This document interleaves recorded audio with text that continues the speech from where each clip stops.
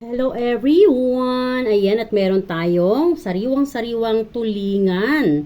Ayan, nalinis ko na nga yan at na-air dry ko na rin. Ayan, so nakita nyo, sariwang-sariwa yan guys. And now, one by one ay lalagyan natin dito sa hiwa ng durog na paminta. At pagkalagay natin ng durog na paminta, susundan natin ng ginisa mix. Uy, napadami. Ayan. Dahil napadami yung lagay ko na ginisa mix, I have to be careful dahil ito na rin ang kukunin ko para dito sa kabila. Ayan. So, para tayo ay magkaroon ng space, ilalagay ko muna yan dyan. Ayan. At one by one ay lalaparin natin yan ng ganyan. Huwag nyo na lang pansinin yung kamay ko dahil kamayan ng masipag. Ayan. So baka itanong nyo bakit hindi ako gumagamit ng chopping board sa paglalapad para mabawasan yung aking hugasan. Pwede na yan. Nakita nyo, nalapad na natin. And now, ipi-place na natin yan dito sa ating kawali. And then, next, we just do the same procedure.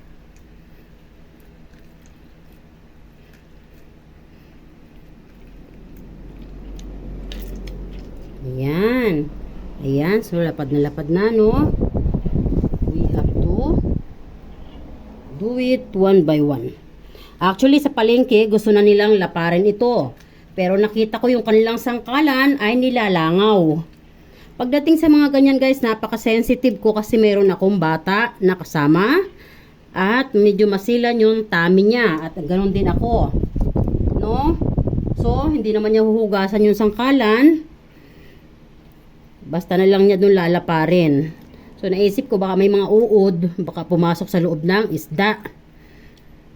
So, kaya sabi ko, ako na lang po ang maglalapad. So, ayan guys. Nakita nyo? And then, one by one ay i-arrange lang natin yan dyan. So, nakita nyo? We'll arrange, no? Now, ay lalagyan natin yan ng bawang.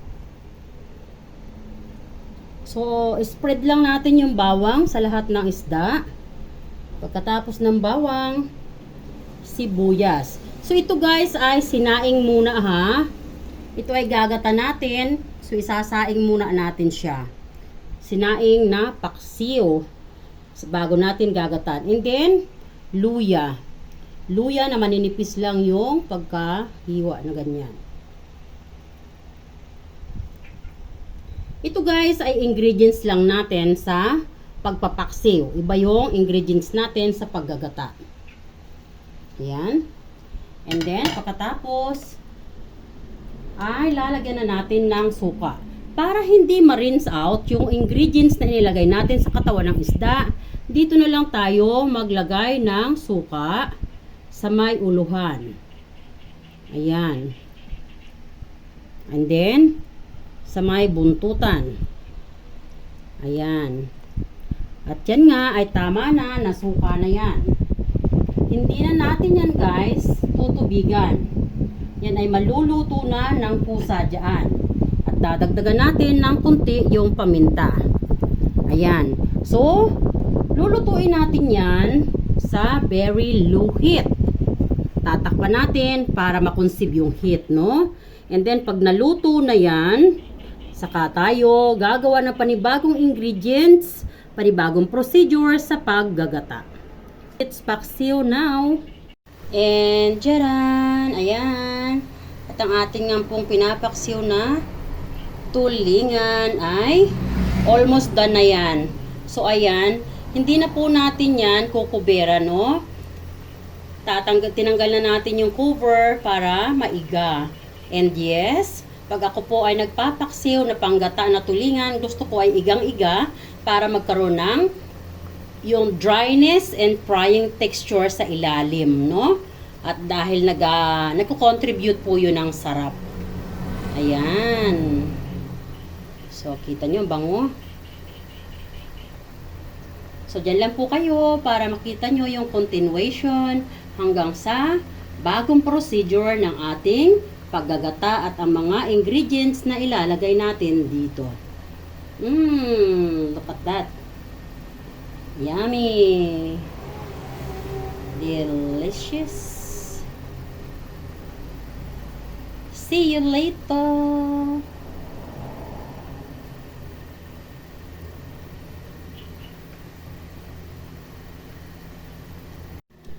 At ayan nga po, habang tayo nagluluto, nagpapaksiw ng ating tulingan. Meron ako ditong minarinate na liempo na hiniwa-hiwa na ng maliliit. At kung napapansin nyo, nasa strainer pa po yan, no? So, ibig sabihin, talagang in-air dry natin para dry na dry siya. And now, ilalagay na po yan natin dito sa ating frying pan. At bubuksan lang natin yan ng very, very low heat. Walang tubig, walang oil, no? So, lutuin natin siya sa sariling fluid. At pag lumabas na nga yung sariling fluid niya, at na-dry na yon, automatically ay lalabas na yung sarili niyang oil.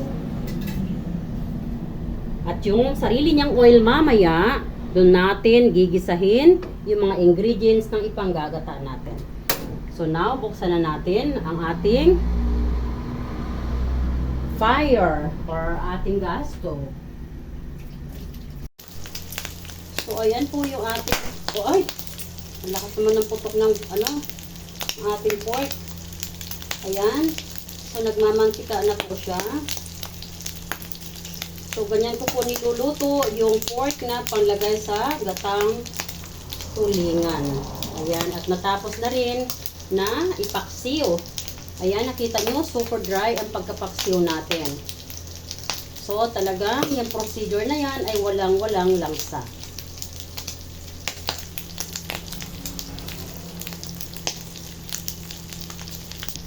So, ayan guys, yung pagkaprito na yan ay tama na yan.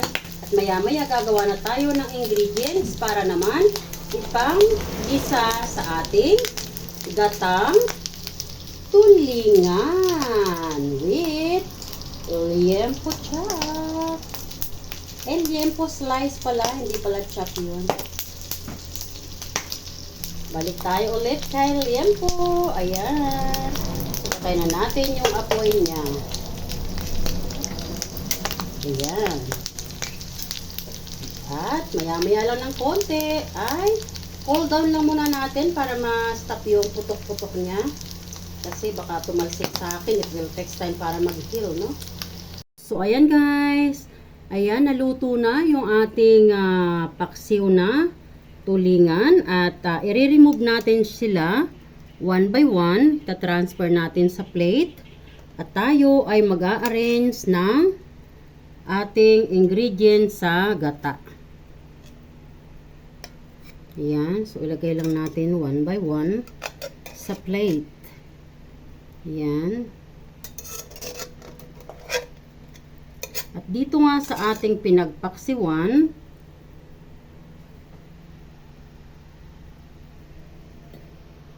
ay dito tayo mag-a-arrange ng pichay. Yan.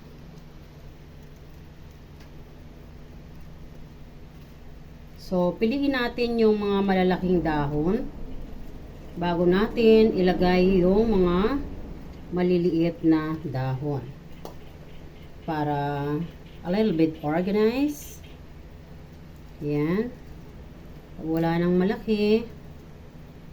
Then, yung mga maliliit, saka natin gamitin.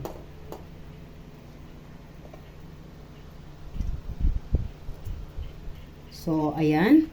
Now, if you can see, na-arrange na natin yung ating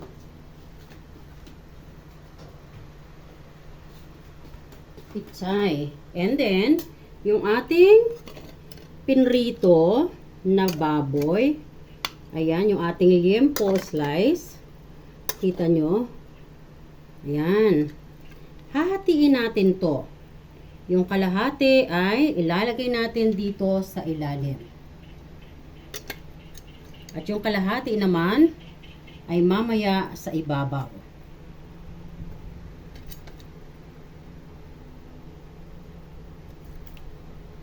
Ayan. So, nailagay na natin yung ating liempo. And then, now, ibabalik natin one by one yung ating tulingan na ating sinaing. Ayan. We'll organize dapat. So, ayan guys. So, nakita nyo?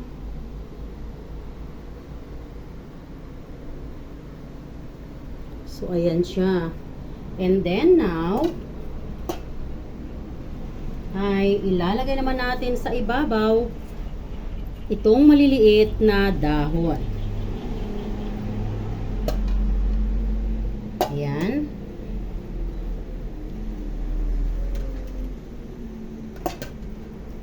And then, maglalagay din tayo ng sili.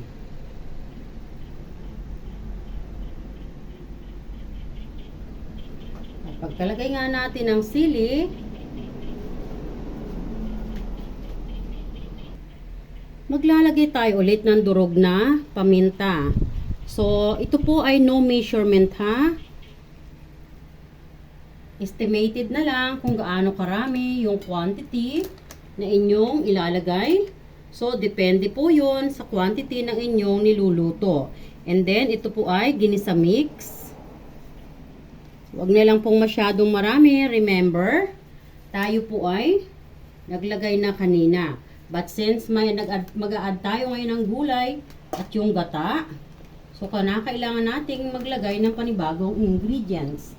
And then, maglalagay po tayo ng pinch of sugar. Ipalibot na lang natin. Ito po ay to balance the taste ha. Ayan. And then, maglalagay po tayo ulit ng about 1 tablespoon ng vinegar at itutulo na lang po natin sa palibot. Basta assuming na 1 tablespoon yung mailalagay nyong vinegar. Huwag na masyadong marami yung vinegar kasi kanina may vinegar na tayo, no? So remember, ito na po yung ating itinira na slice liempo. So, ilalagay na natin yan dyan. Ayan.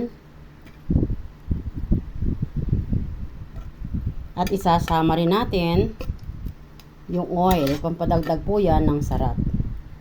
At kung kaya nga nating tanggalin yung mga tutong-tutong na yan, ay tanggalin po natin at isama po natin sa pagluluto. Lagyan din natin sa mga gilid-gilid para ma-absorb. Ayan.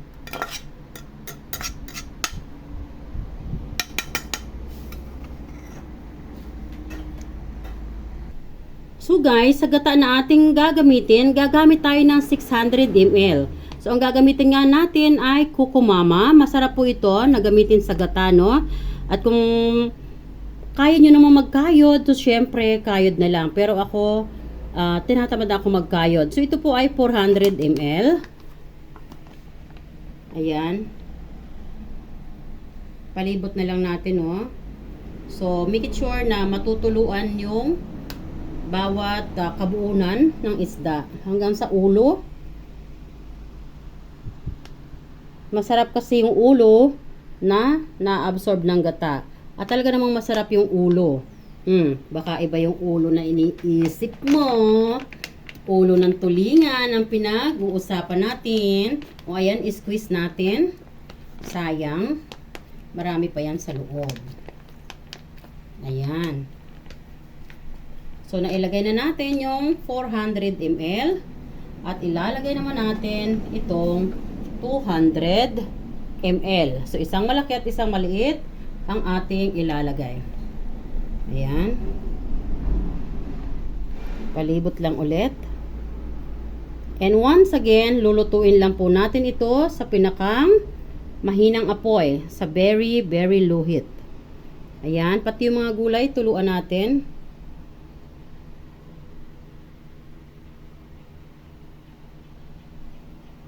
Ayan.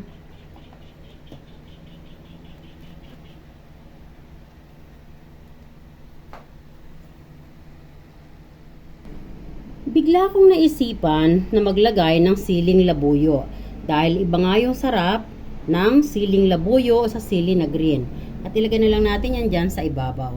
So, ayan na yung hitsura ng ating lulutuin na gatang tulingan. O, diba? Ayan. So, halika na. At isa lang na natin yan. Tatakpan natin siya para